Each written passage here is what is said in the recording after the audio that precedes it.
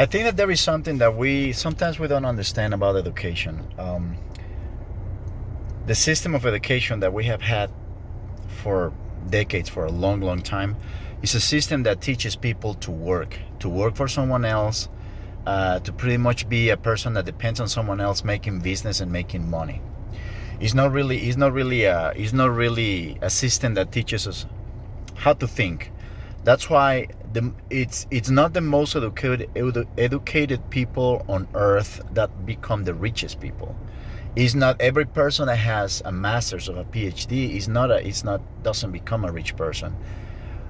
So many times we're paying attention. We think that because I'm gonna go for a master's and then I'm gonna go for a PhD and all that, and then sometimes people find themselves with a master's degree and a PhD, and they say, how come my life is still messy? I'm not making enough money. I'm working super hard, working 60, 70, 80 hours a week, and still not making enough. And that's because, like I mentioned, education is going to help us. It can give you the tools to grow, but it's not the main object of education. Is not to help you think.